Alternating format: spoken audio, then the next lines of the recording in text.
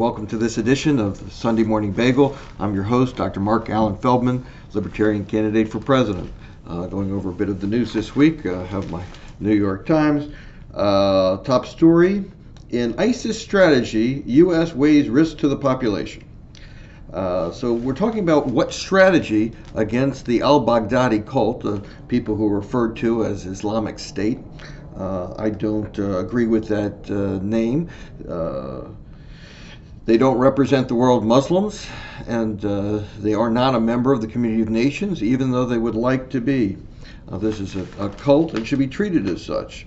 But instead, we have the quote, Mr. Obama speaking last week at the Pentagon said that the United States-led coalition was hitting the Islamic State, quote, harder than ever.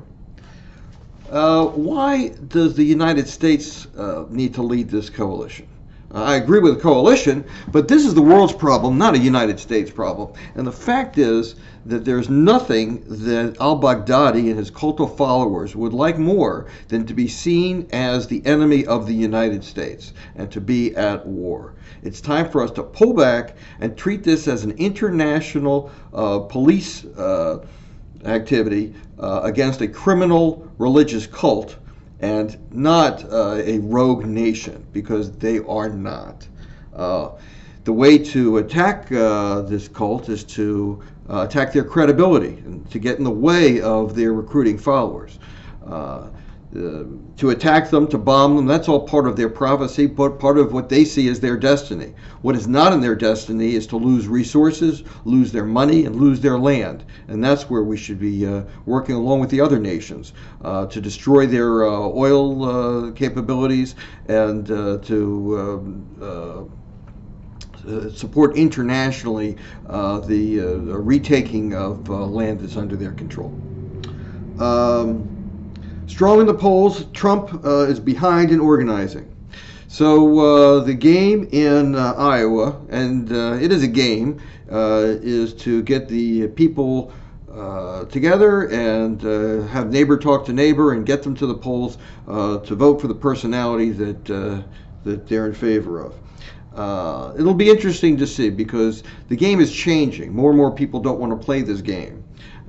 Trump is not organizing in the classical way, but this has been a year of outsiders. So I'm looking forward to seeing what the results is, and I hope that the mainstream media is surprised. Dr. Exodus to the U.S. strains new Cuba ties. Again, it's all set up as a political issue between the United States and Canada, and Cuba. But what this really is a power struggle, and it's all about power and money. And of course, the U.S. Government favors this kind of immigration because it brings in cheaper labor for healthcare organizations, and that's really what it's about. Puerto Rico's pricey struggle, big political and fiscal stakes for the cash-starved island. Hedge funds have been supporting Puerto Rico. They've been loaning money at a 20% return. And of course, they get those returns because of the great amount of risk involved. But now their risks are not panning out right, and they're looking to the U.S. government for a bailout.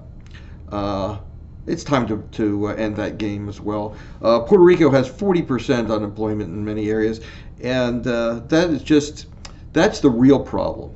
The money, the loans, debts, this is all paper and accounting figures.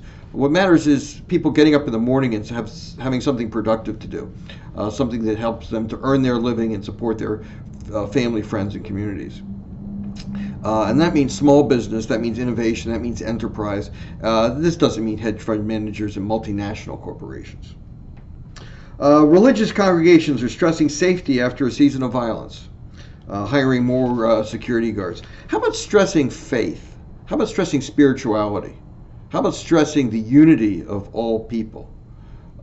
I hope that the season brings in more of what our religious organizations are supposed to do. Well, thank you very much, and I hope you have a good week.